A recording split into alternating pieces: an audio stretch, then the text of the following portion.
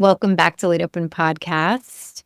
I'm your host, Charna Cassell. My online course, Pathways to Peace, Mindful Practices for Transformative and Vibrant Living, is open for ongoing enrollment, which means you can sign up at any time. With the course, you'll receive daily videos and homework assignments and practices that you can engage in for becoming more aware of your belief systems, what dysregulates your nervous system, what helps you manage stress, and have a more pleasure-filled, peaceful existence. You can also sign up for weekly coaching calls where I offer you direct support and answer your questions, and you get to be connected in community with other like-minded people.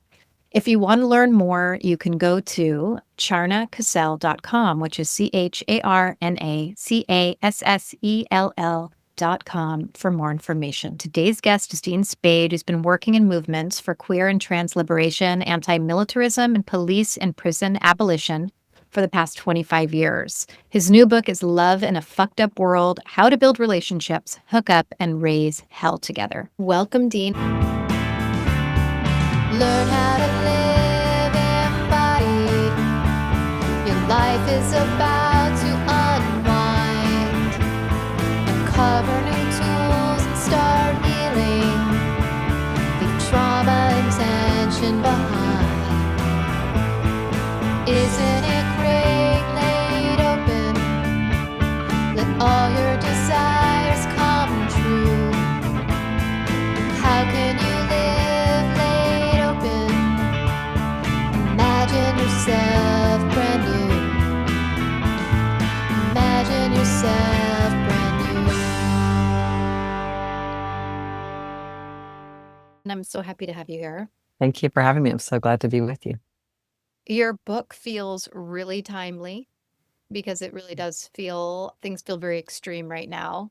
We're both in the United States. I know that it took you 9 years to write your book, and I'm really curious for you, what evolved over that time in terms of what influenced and what changed in the book as things evolved in your personal life as well as in the world? That's such a great question. Many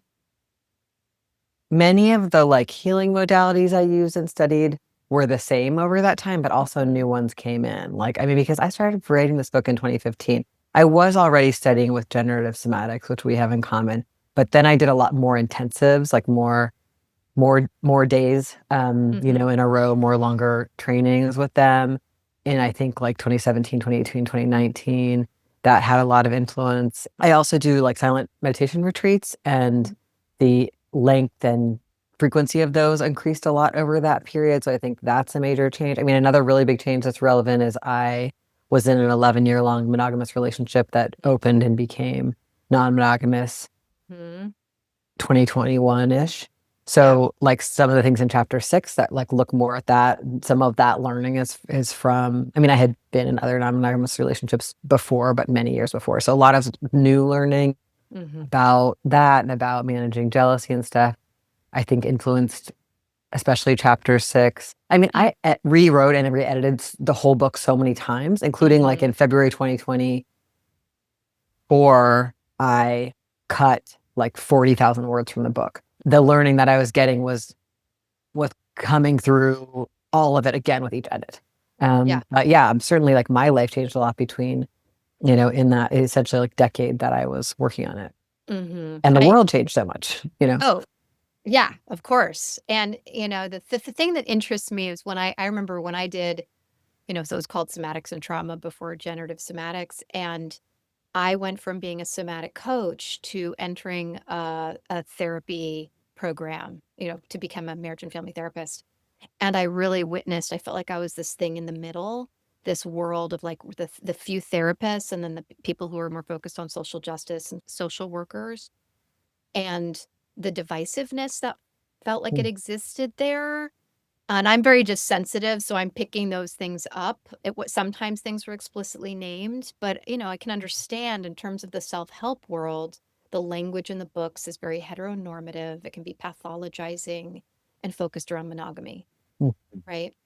And there's such an I focus versus a we focus in social activism. And so I'm just really curious, given how you're a significant leader or in the world, and how you decided to write this book and the timing of it and what you had to overcome in order to be willing to write this book.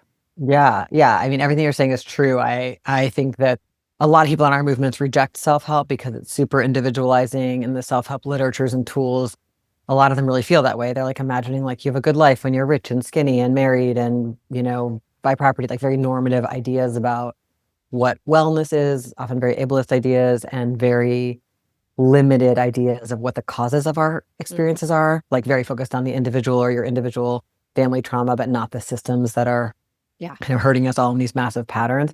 So I think part of my motive to write this was that I have, relentlessly used that literature and those tools, even though they're really flawed because I've just needed them, 12-step therapy, I mean, you name it. And read those books and have often been lifting things out of those spaces to share with people in my life and in the organizations I'm in, but not really feeling comfortable. Like I can't really hand them this book that's actually, denying who they are or like really harmful, that kind of feeling. But I've been willing to kind of read between the lines. So part of me wanted, when I first started this, just to like write down some of the really useful ideas from that, but through a framing that I think is more accurate, that puts it in the frame of like, what is it, how are these wounds and these patterns of behavior, caused by the conditions under which we all live, and how could we have a less individualist approach to what the solutions are, while including like each of our emotional awareness being like central and awareness of our behavior, et cetera.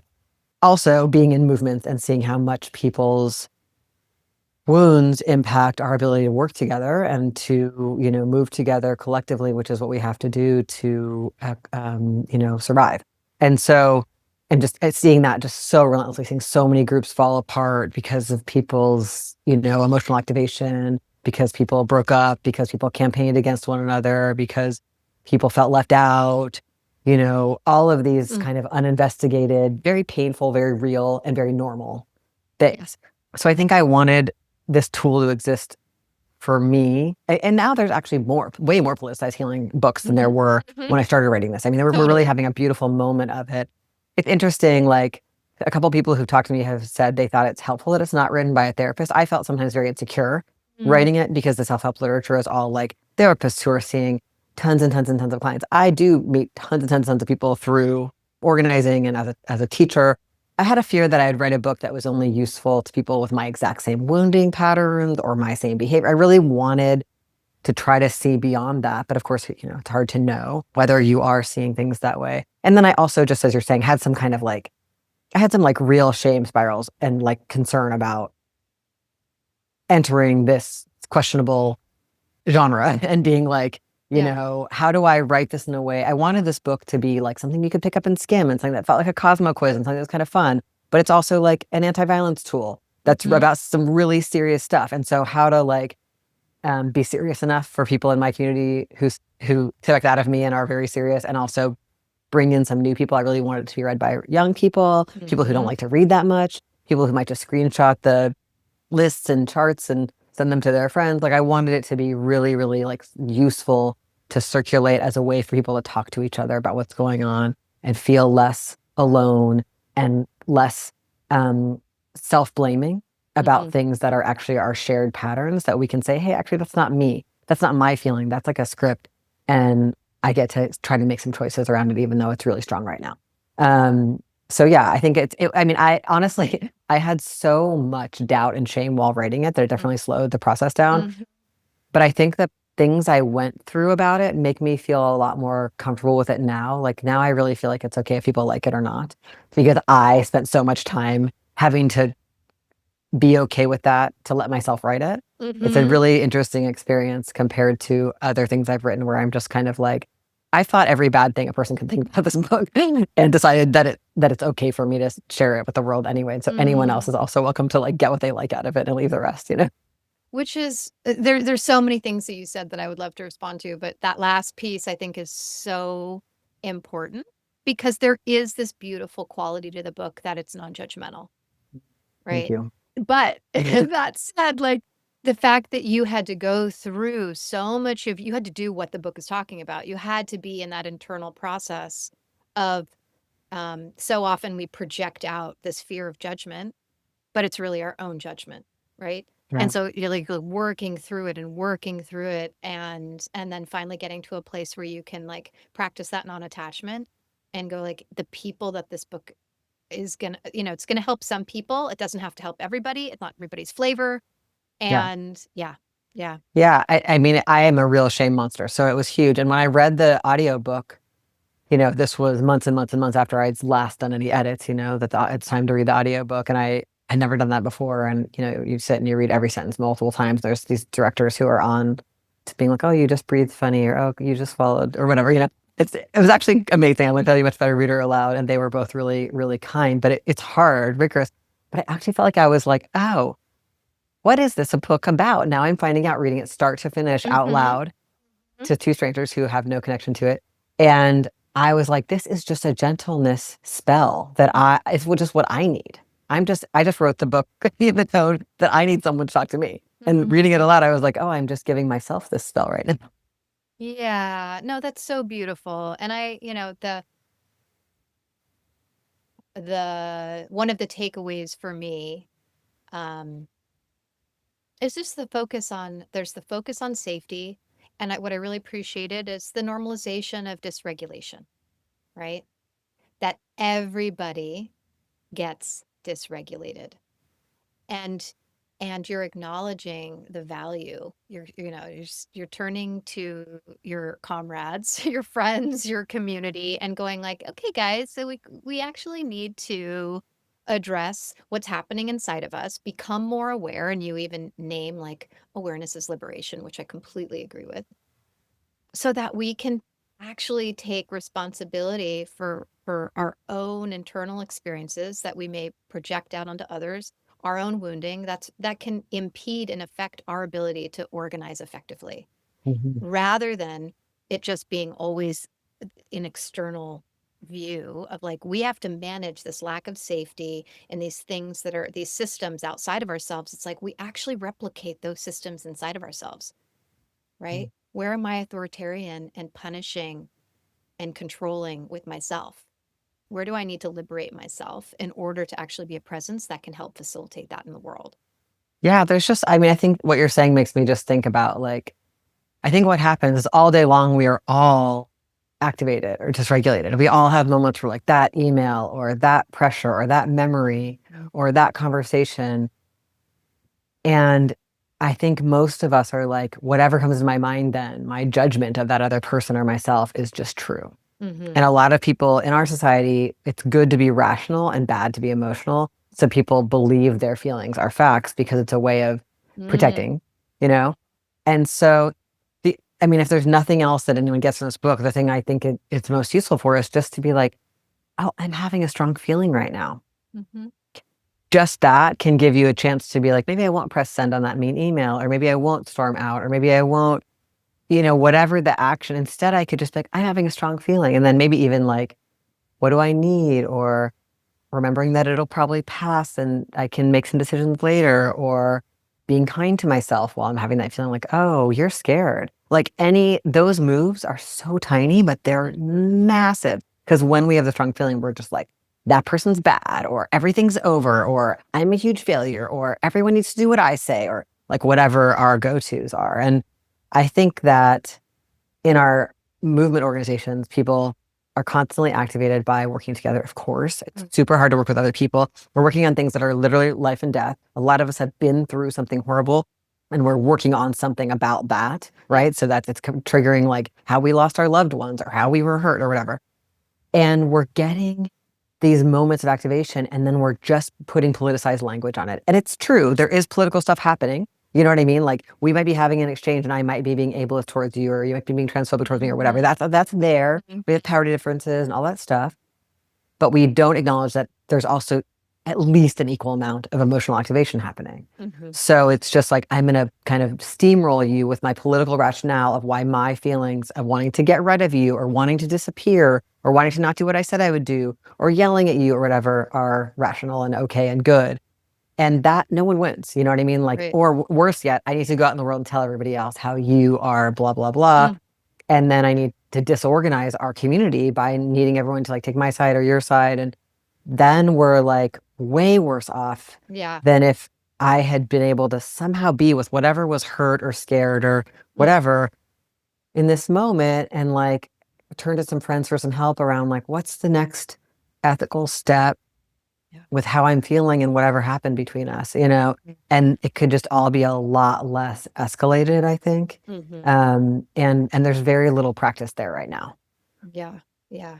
One of the important things that you talk about in the book is decentralizing romantic relationships, the romance myth, which I would love for you to get into for the listeners. And the importance of having, like, of course we need internal resource, but we need a strong external resource so that you have that community of people, those friends that know you enough that you can hear that when you are dysregulated or triggered, you can turn to them and you can check yourself. Because what we do, whether it's you're working in a job or you're organizing with people or it's your family, it's like you project your youngest wounded experiences onto these people. And then you think it's true because you're feeling in present time all of the sensation in your body and it feels so real. And it must be about this person across from you, rather than once you build that awareness, right, that you can see, you notice the sensations in your body that tell you, oh, this is something from the past that's occurring right now. And then you can start to dismantle that on your own or with friends, right? Yeah, or I've felt this before. Exactly. Like, right, Dean, when Charna's late, you go to this place, or when Charna says that you can't hang out tonight, you go to this place, whatever that, when Charna says, Dean, why didn't you do your task from the meeting? You go to this, and it's like, that's what I think is actually really helpful about the silent retreats for me, is you spend time not talking and meditating and noticing what's going on in your mind. And it starts to think, we all think we have like all these diverse, amazing thoughts. Actually, just a very few tapes are running in there. And when they start to be so obvious, because they're just, God, they repeat. And when I sit down to meditate they're repeating again and repeating again. And I'm trying not to judge that and just being like, wow, these are the names of some of my tapes. And then later when I'm in a meeting with you or we're on a date or we're fighting about our kid or whatever, what is happening, and I hear one of those tapes, like, oh, that tape has a name and it's Dean's tape.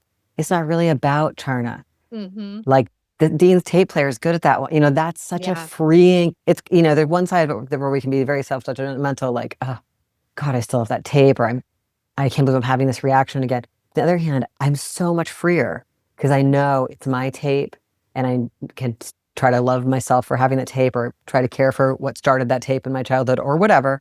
But I don't have to like freak out on you thinking that this tape is a exact replication of the true world and whatever it's saying about you and me is what's really happening, Right. And what you're pointing to, which is really important, is the difference between being able to discern what is fear and a trigger in the present moment and what's an instinct or truth, and being able, this is where it's tricky to capture in a book, right? Yeah. The physical practices and the value of that I've come to learn. So yes, through meditation, but then also really starting to identify what are the physical cues inside your system that you associate with those original wounds so that you can then know, like for me, my sign is my heart starts beating really fast. And that's not historically, I lived in chronic anxiety. I don't now. So when that's happening suddenly, I know that it's a neon sign going, hey, there's something out of your consciousness to put your attention on and try to, bring forward so that what's actually the source. Yeah. I feel called to name something that I wonder if you see. I think there's some trends in the ways that some ideas from self-help genres and psychology are circulating. One is that sometimes people, when they learn to notice that they're having a sensation like, Charna, when you were late, I felt fear, or when you raised your voice, I felt, then they think it means, I know this now, you have to do whatever I say. So one thing that happens is when people learn what's activating to them, they think it's a set of instructions. No one's allowed to do anything that makes me feel this way. So instead of it being like, wow, this is Dean's feeling, it's like everyone else's to manage once I've named it. I think that happens a lot. And the other thing is, I think there's a lot of intense kind of like self-pathologization that actually is escalatory. So like once I have some names for these sensations, and if they're kind of psychology type words, people both, I think, label each other very harmfully. Like I see lots of people labeling other people narcissists and other, words from psychiatry. We should, of course, never embrace psychiatric labels since they're used to like, sterilize and imprison people. And we should be very suspicious of thinking that they're like, that's a discipline we want to copy in our social lives and our movement. But also like there can be a kind of, if I can name the feeling and use that kind of language, even more entitlement to have everybody else do whatever I say. And so I think the book is trying to do this thing that's kind of intense of being like, notice how we feel. And that we get to say yes and no to people. Absolutely, I can have a boundary with you about how you speak to me or how our time together is. Absolutely. But you then get to be like, Dean, I can't do that, or no, I don't want to hang out with you if that's the rule, or like we all like you don't have to do whatever I say just because I found out I have a wound and a set of sensations that go with it. And my real goal is to become more flexible. Yes. And so I want to be like Charna could show up in lots of ways. And even if I felt the bumps, I could welcome someone. Or if my friend shows up in crisis, or if someone shows up angry at me and they're pointing their reactions at me and it's not grounded, could I even then cultivate my own feeling of safety or of supportiveness, including by being able to say no when I need to.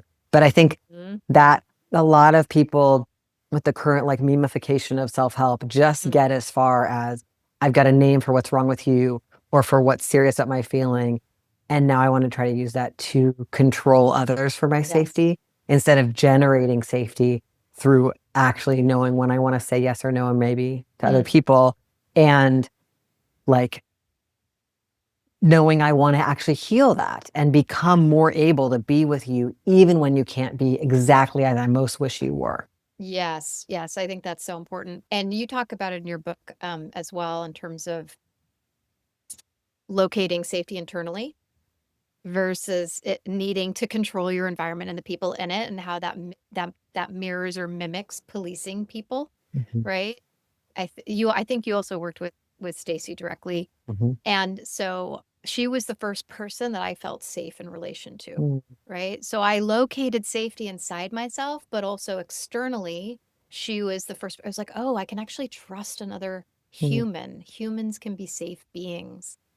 But the visceral experience and the importance of how somatic played out for me was being able to feel safe inside myself and trust my capacity to protect myself, even in an unsafe world.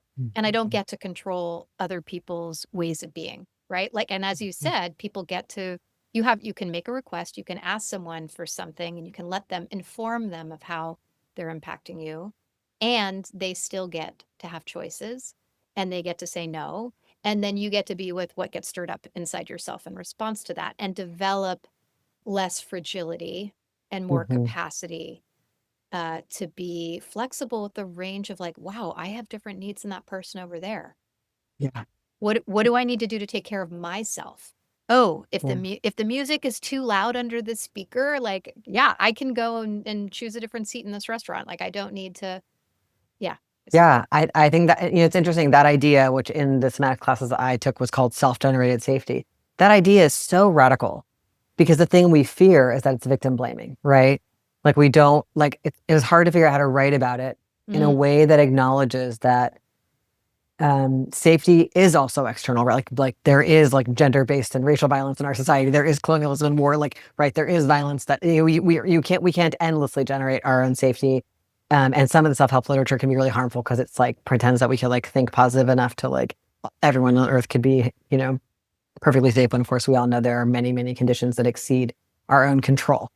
And yet there is something so profound about the idea of self-generated safety and the idea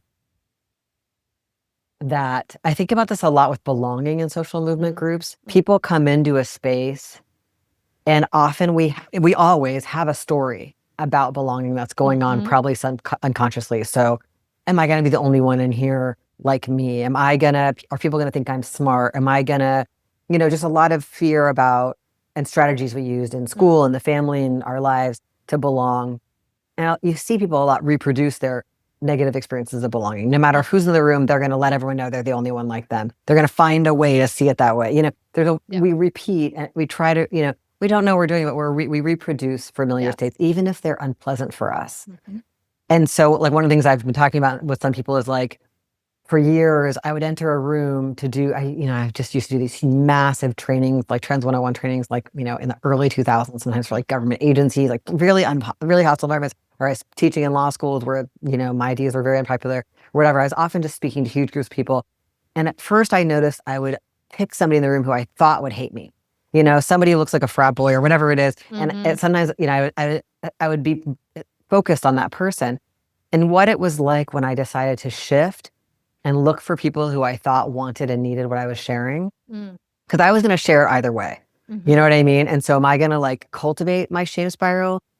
Or am I going to, and other things you can do too, like, thinking about people elsewhere in the world who agree with you and want you there, thinking about, for the sake of why am I here? Who are the people impacted by the people in this room who I'm hoping will have a different experience if they hear this information, like whatever it was, But like that thing of being like, I see it a lot too in groups where, somebody new enters the group. A lot of people coming to our movements don't know all of our lingo. They use words sometimes that are harmful, and we can be really sensitive to that because we've had so many bad experiences of it. So one of the questions is like, if we're going to welcome new people who don't know our stuff yet, and we're going to have to repeat ourselves and share why that thing is hurtful and ask them to slowly learn. People often don't learn a thing the first time they get feedback on it. Maybe they need 20 people to give them feedback before they think it's serious.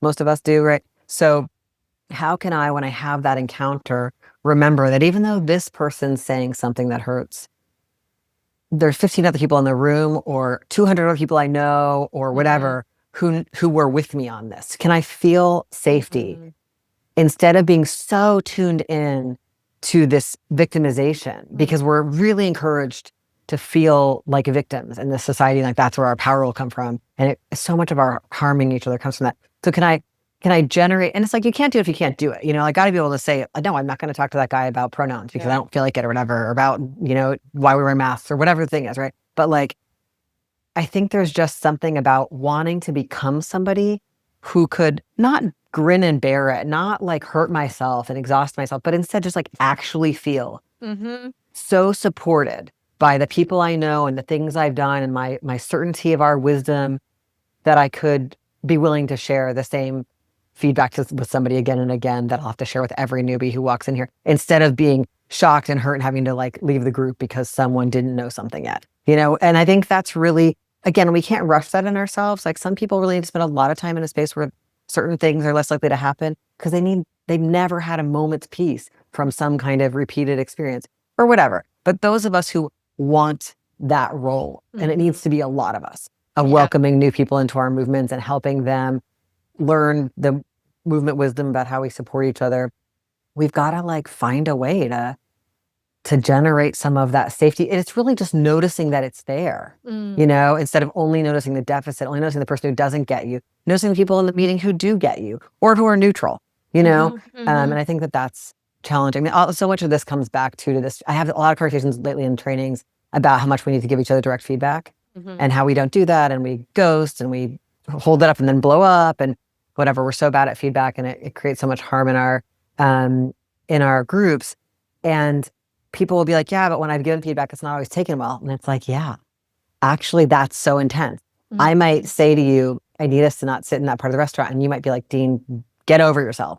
You know what I mean? And people aren't always able to like have that consent conversation with you, or they're defensive. And how can I be tolerant of that? How can I still get what I need? How can I trust that they're on their own journey and maybe they're going to need that feedback 25 more times before that becomes an area of change, and I get to decide if I want to be one of the people who keeps giving that to them or not. But like, yeah, like people are wildly imperfect, and it's like we all are. And we've all been on the other side of that. We've all had to be told something by a lot of people before we listened.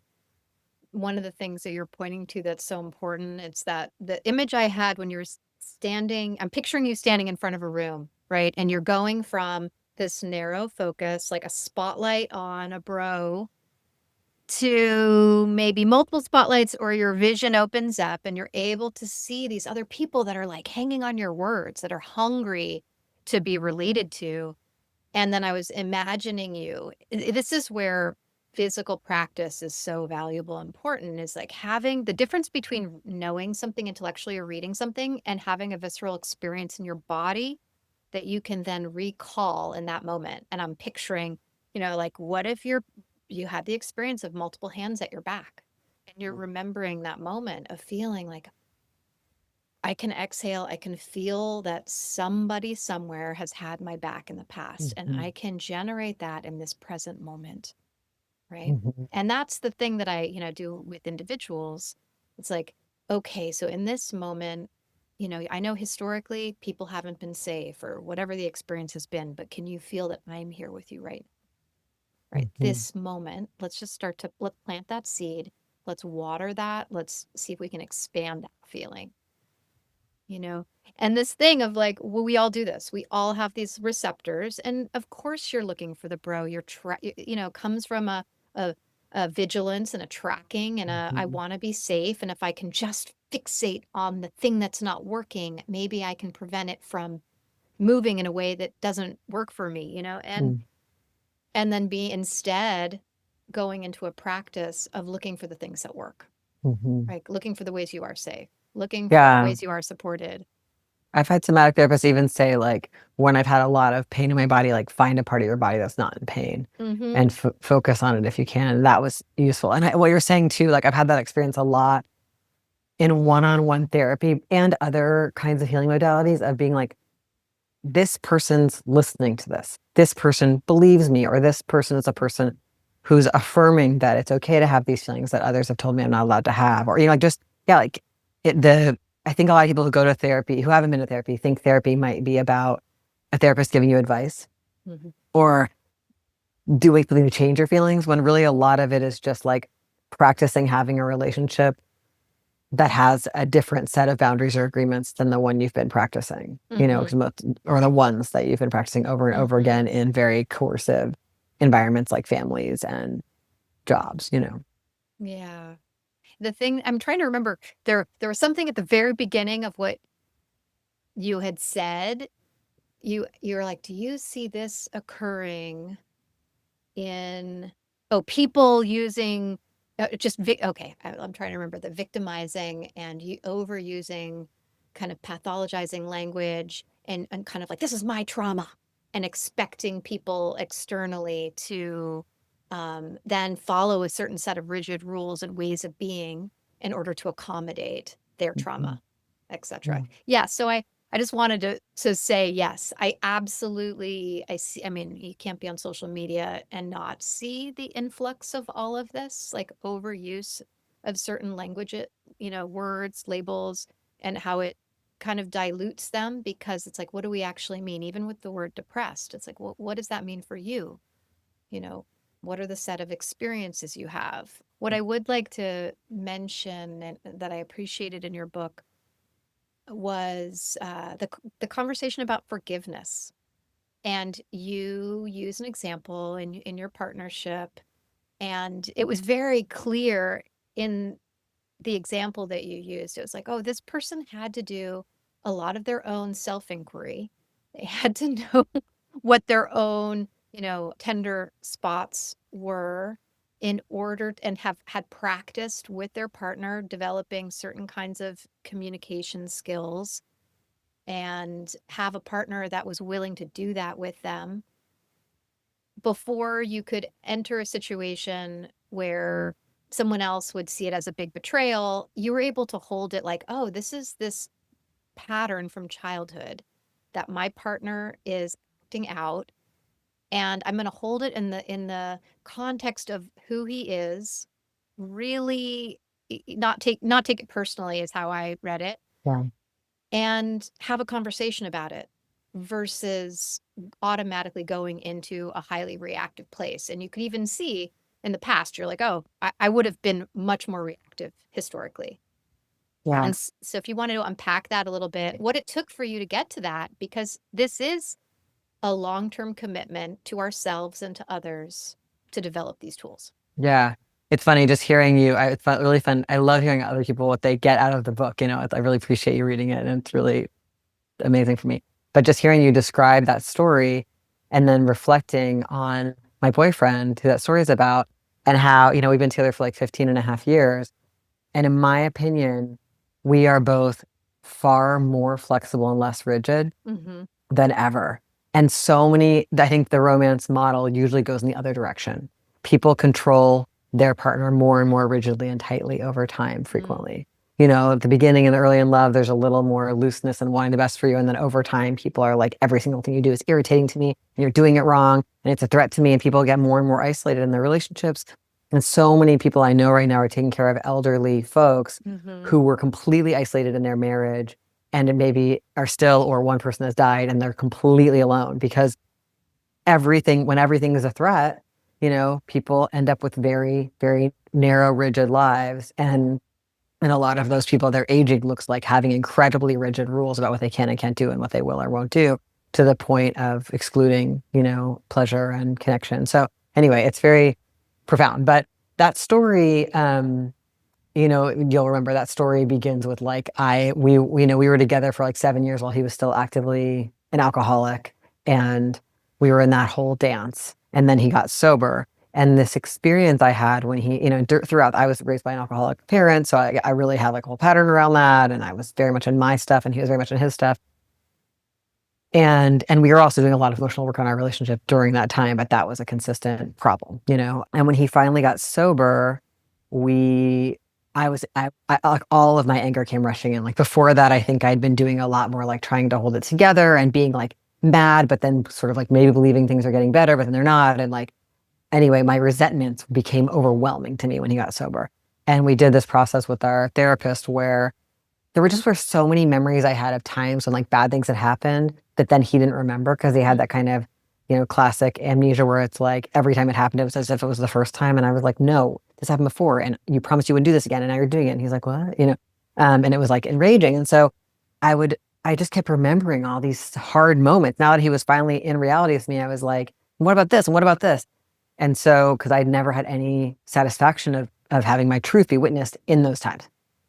So the therapist we were both working with had us do this thing where I would tell him some of the stories that were in my mind, and he would repeat them back to me. And so that I knew that he knew they happened. And I could see he did it very faithfully. He really, was actually listening, and he was often crying. And I could see that he was actually sorry that these things had happened. And I could update myself to the moment we were in where he had stopped drinking. So these things weren't going to happen in this way anymore. And I really felt like I had never actually had an experience of forgiveness in my life until then, because we don't get to do this with our parents. Usually, like, most people I know don't, like they die, or they never want to talk about things, or they deny that they ever did these things or whatever. Most people break up and don't do it with their lovers. Like a lot of people avoid the level of conflict where we really get into things with friends, coworkers, whatever. So this was like this really rare experience of truly having bad things happen for a long time, truly being hurt about them, having him actually be remorseful and have a plan to not do them again that I believed, and actually feeling myself let it go and be ready to be with him in the current moment and not be lost in those stories. And then after that, after he and I did that maybe 2 or 3 sessions with the therapist that way, then we would just do it on our own, and it was just no big deal. He had gained the muscle of, he didn't need to defend against it, and I could let it go really fast. So if a story came up, so there's still probably a few more months where a story would come up and I'd be like, right now I'm remembering this thing and it's really hard. And he would listen to me in that way, and it would do it the trick, which was amazing. It was like we'd learned this thing of non-defensiveness and of letting go instead of holding on forever, which is the role of the partner of the alcoholic or the child of the alcoholic usually. And then, as I write about in the book, several years later, he lied to me about something regarding our sexual agreements. And he was back in a childlike pattern, that was not where he was kind of like, what? Like, it was like the same vibe, even though there was no substances involved. And it was a wild experience because I, of course, don't like to be lied to. And it's actually, a boundary I have. I'm not willing to be in a relationship where I'm lied to. And I could see that he was just in his thing, his whole lying thing. It's a relationship to a certain kind of child abuse he experienced. It's just like a way that he survived. And yeah, it was like the recovery was so much faster than you would think. And the big moment, and it was that I could see how in our culture, there's a huge room for me to just be like, he's a liar. And I could tell my friends he's a liar, and like everybody like lying is bad, right? Like, and Mm-hmm. I could just have created a big story. But actually, he's not a liar. He's like truthful 99% of the time. He's an incredibly ethical person, like amazing person. And in this one area, which we all have these, Mm-hmm. he was really off base. And that's not who he is. And I don't need to take that on as a story to make myself into the victim of the lie. Like just the whole thing Mm-hmm. that's just really culturally just waiting for me to grab, especially about lovers, because there's thousands of books and songs and movies, about this. Mm-hmm. And I just was like, that's not really true. Even when I was mad and being like, yeah, no, even when I was in the middle of establishing the boundary and being like, this is, which is important work that had to be done. And, he needed to pop out of the delusion he was under and figure out what he needed to do to not go back into it, which he did that work. But like, I just didn't pick it up, the narrative, that makes me the permanent victim. And that's totalizing about both of us and about the value of our relationship and us as people. It just isn't true. And it was really, that felt very liberated for me. I was like, oh, I don't have to do this. Yeah, it's this thing that, making people, it's like seeing it black and white, making people all bad. And the forgiveness is such a charged topic. I work a lot with sexual trauma. That's a huge part of the population that seeks me out is healing somatically from sexual trauma. And I define that in a very, kind of a vast, a broad way, and helping people, like finding that right moment where I can start to empower. So when someone fully is wearing a cloak of victimhood, and offering them new ways to talk to themselves, because that's what you're talking about, right? You're talking, it's like that self-talk. How am I going to tell this story? I can tell it in a variety of different ways, right? How am I going to experience it? I can either go back to that kind of very narrow vision of this person, a snapshot in like this one moment, where I can see them in the larger context of this relationship and who they are. And just the phrase of like, I remember who I am, I remember who they are. That can be a very like helpful tool. But I Especially love, about sexual violence in our culture, because yeah. sexual violence is where we love to make a monster. And our whole entire policing and prison system is justified on these TV shows that are propaganda about serial rapists. And we're told this is, yeah. And in reality, sexual violence is pervasive, and it's in all of our families and in all of our communities.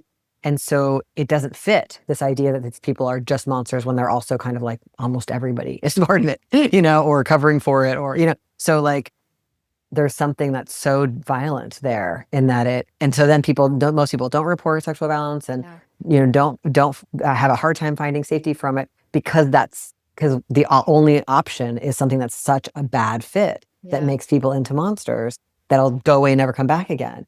And so it takes away, and it puts survivors in an impossible situation that, of either having all the harm be minimized and it never happened to you, or you have to go into working with this system that makes the person who was probably someone close to you into someone who'll be kept in a cage for the rest of their life. And it's like, how are we supposed to get good narratives, and for people who are doing harm and want to stop, or who know they're tempted to do harm and want to not do it, they can't tell anyone. That's right. So there's no prevention possibility, because this is something unbearable to name. So this whole idea that everyone who does this is a whole person who also does other things is so taboo. Yeah.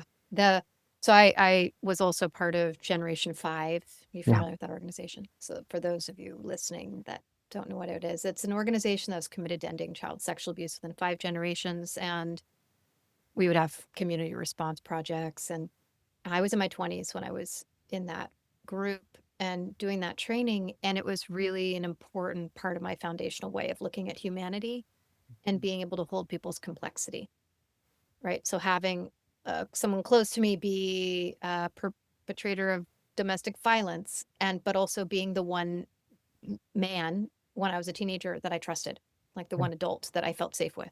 So holding those complexities, and even the other day having a client who it's like has a sense of something that may have happened pre-verbally with their dad, but at the same time the thing of like, if that's true, then does my dad, literally the language used, have to like go to prison and be a bad man in my mind for the rest of my life? And being able to say, like, unfortunately the reality is that I think that pre-verbal sexual abuse is extremely, extremely common, and that there can even be no physical touch. There can just be this, children are so porous, there can be this energetic invasion that they feel impacted by, that impact that affects how we are in relationship, how safe we feel, or how like taken advantage of we feel, as to even just a sense in the world, just existing in a female body and having the male gaze can, there's such a range of what sexual trauma can look like.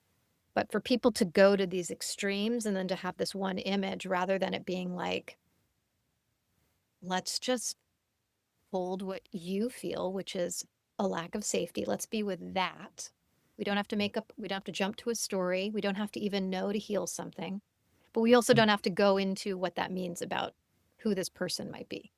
I love that. I love you saying this, and I'm so grateful to you for your work in Generation 5, which has been such an important work for me. And the document that they made, that you all made, that I think now is online as Ending Child Sexual Abuse, but it also exists as a PDF called Toward Transformative Justice.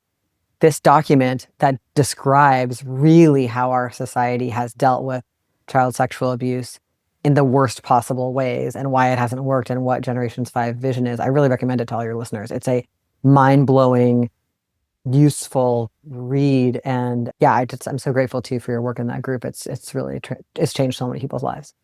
What's interesting also about that, it's when I was doing that work and I'd be at like a wedding, literally I'd be talking to the priest or something, and I would say what I was up to, and then he would share with me that he was sexually abused. Like, I would be in all these different settings, and then just doing that work and being in a place where I wasn't going to completely vilify an offender, and instead go, how can bystanders actually be in dialogue, rather than what happens is there's so much shame for the person who's the victim in in a scenario, and then the discomfort of the bystanders prevent the conversation from being viable and happening, because they're protecting the bystanders. Even when you're a child, you're protecting your parents, right? And so it's just like this system of silence that occurs, instead of going, what if we didn't make people like all completely bad and abhorrent, then maybe we could actually come to some resolution. We could actually have conversations that start to change systems, but the lack of awareness, the total silence, prevents liberation. And this is full circle back to our conversation. Well, what's wrong with mainstream self-help is that it's like there's something wrong with individuals. And same story, what's wrong with the criminalization system? It's like harm doers are personally have something wrong with them, instead of like, we live in systems that encourage people to sexually harm each other, that make people not know how to touch other ways, that celebrate sexual boundary violation and violence. Nobody came up with this on their own. And so when we only look at things through these individual lenses, like at best, it's just not a good solution. But at worst, it actually creates more of the exact same problem. Yeah. Yeah. It's what I always find interesting, just to have a meta moment, is when I'm, it's like reading your book, preparing for my meditation. I do like a free monthly meditation, and it was like chakra clear out. So focused on the voice.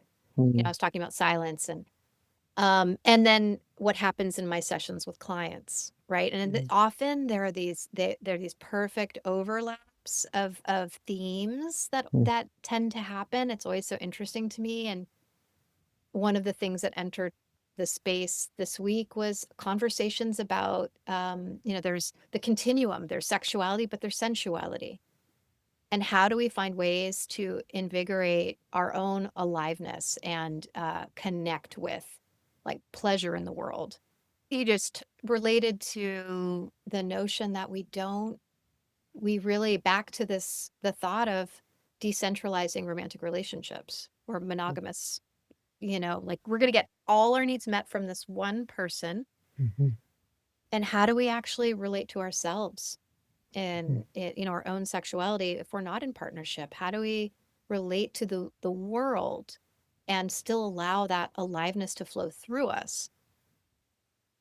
And one of the things I appreciated about your book, because you can feel if you're reading a relationship book and you want to be in a relationship, but you're single, there's all sorts of ways you can make yourself wrong and bad, right?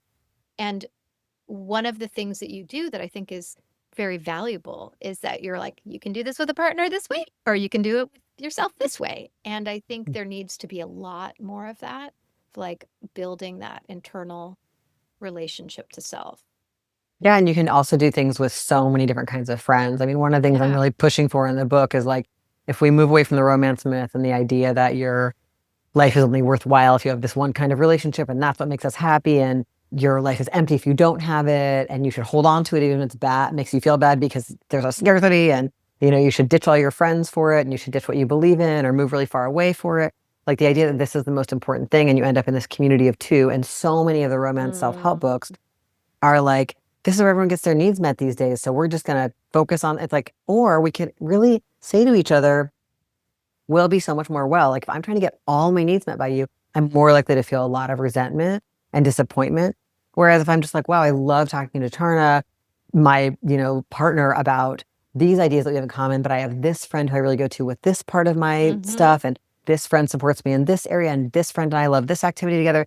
And if we're not threatened by each other, having a really robust, promiscuous support system, which is so good for each other. And if we can feel, the thing I always say is like, can we treat our lovers more like friends and our friends more like lovers? Like, I want to treat my lover more like a friend. Like I want what's best for you instead of wanting to control you. And I want to like seek consent instead of being like, no, we're going to the restaurant. I want Charna. Like I want to like, not go into those very normalized modes. And I want to treat my friends more like lovers and bring that specialness and have a friend anniversary and have a sleepover and bring more physical touch and bring more of that kind of like care. And I hear from people at every event I do, I end up meeting some people who are like, you know what? I'm a middle-aged woman and I'm not partnered. And people, because everyone's so partnered, I'm not getting that specialness anywhere. Like that's special. Like nobody really wants to do that with their friends as much as I want them to. You know what I mean? Like people who are ready to socialize in a more loving way and take care of each other more, which would benefit everyone, partnered or unpartnered. And I really am hearing that. Like there's like, what does it mean? I notice this a lot. I live in a kind of alternative household where it's like, I live with two moms and their two kids and my partner, and we all have like, we all are a family, right? Then we like own this house together, and some bunch of us have the same fake last name, Spade or whatever. And a lot of people are like, I want to do that, what you guys have, because it makes it so much better for the parents. Like they can go out, they could go away when the kids really like could go away, and the kids would have an uninterrupted routine, and like it was just, they could go out dancing or whatever.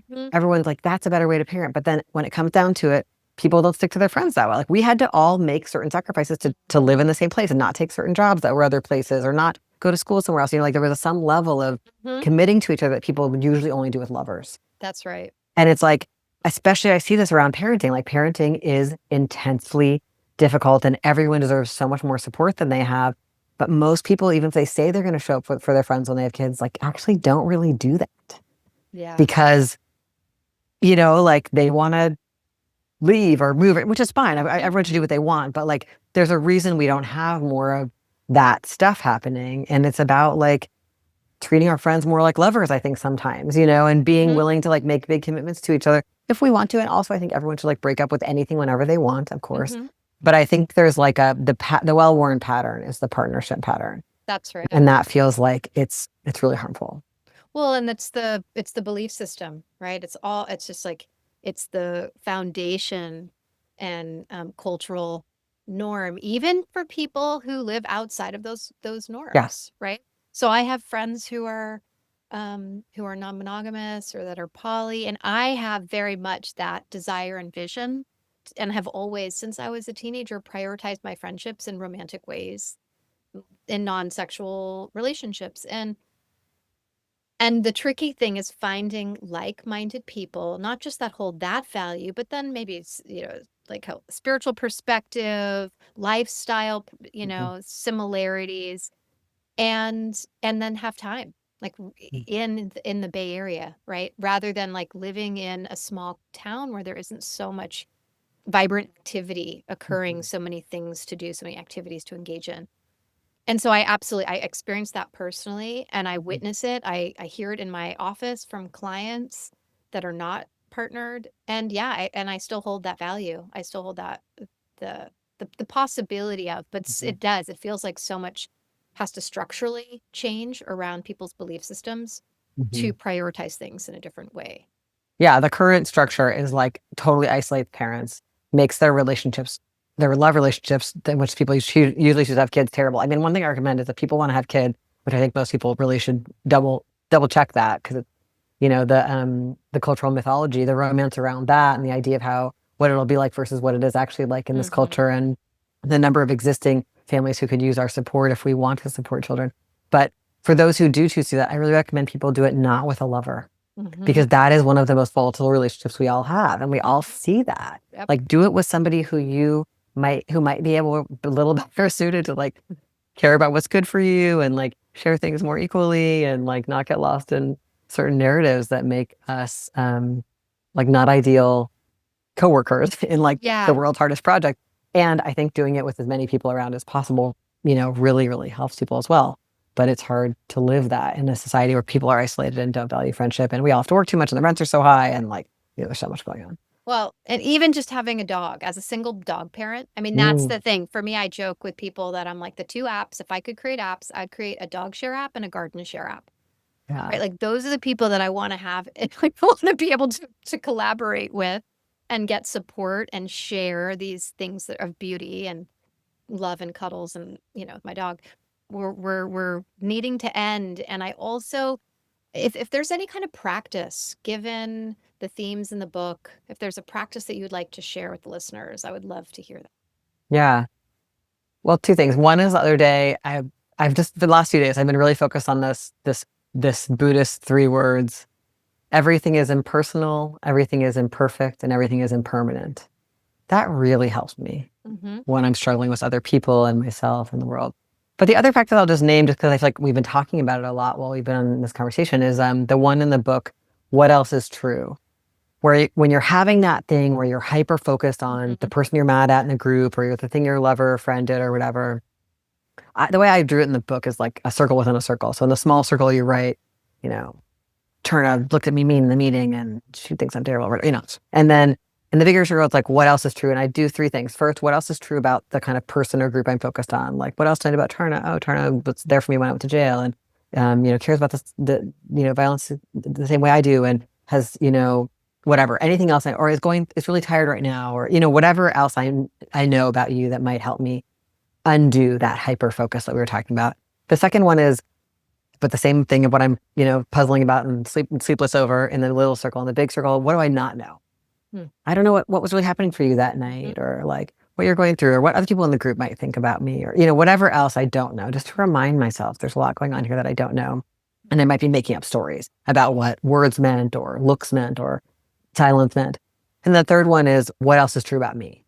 What other people do I have in my life? What other experiences do I have? What other supports do I have? Like, who does think I'm an okay group member, or an okay boyfriend, or whatever the story, And so that I can be like, it's just about moving that tunnel vision that you kept making this with your hands as we spoke. And I was like, yeah, that's exactly what it feels like. And then after that, I have people do one side of the page, you write things that I can control. And the other side, you write things I can't control. So that you're just like, what I can control, doing my tasks for the group, cleaning up after the dog, getting some good sleep last night or whatever, things I can't control, what other people think of me, et cetera, et cetera. Rip it in half, burn one side of it, And then the final thing is asking ourselves a few questions about what might be historical. Does this feel like a familiar role that I'm in? Am I remembering something from one of my family members, or something at school when I was young? Like, is there anything here, and can I care for that part of me? that's scared in the way I once was, or angry in the way I once was, or feel silenced, or feel caregiving, or whatever's coming up. And I think that exercise, just, whenever when you're losing sleep over it, that exercise can move us into finding some self-generated safety, finding some compassion for the person or people who we're struggling with, and just coming down a little bit from that like really intense activation that's, robbing us of sleep or making us obsess over, something we can't control. I love that. I think that's a great exercise. And do you do this with your law students, or this is like separate workshops? Like when have you had people do this? Because I'm like, I want to go to law school with you. I don't do this with my law students. Sadly, I wish law school was like that.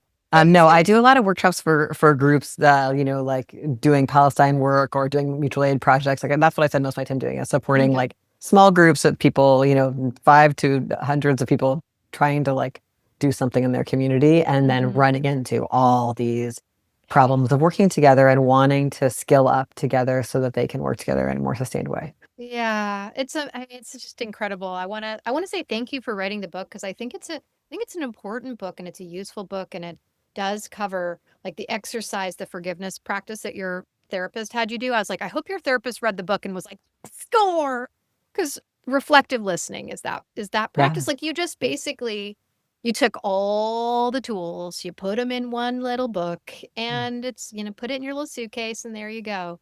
So. Good job. I'm Thank you glad so much for reading. that you stuck through it and you got to the other side and produced it, and, Oh, wait. One last important thing. How can our listeners find you? Where are you? What are your links? All of that. Yeah, I am on some different kinds of media, like Blue Sky, Instagram, TikTok, and I have tons of stuff like workshops and stuff like that at deanspade.net. Like if people want to watch videos of workshops, there's slides about how to do it yourself. All of my stuff is like aimed for people to reproduce it on their own. So thank you for your time. Yeah, thank you so much for all of your work. It's so cool to find all of our overlaps. Makes me happy. Yeah, good to meet you. Good to meet you too. I thoroughly enjoyed my conversation with Dean, and feel like his book is really readable and important for everybody. And yes, there's language that's specifically inclusive to have it not feel so alienating for queer, trans, non-monogamous people. And this feels like a book that really could be read by everybody and is particularly friendly for young folks because of the way that it's written, even in physical form. If you appreciated this episode, you can rate, review, and share it with your friends. I'd appreciate that. If you'd like to stay connected, you can find me on Facebook and Instagram at LaidOPEN Podcast. That's LaidOPEN Podcast.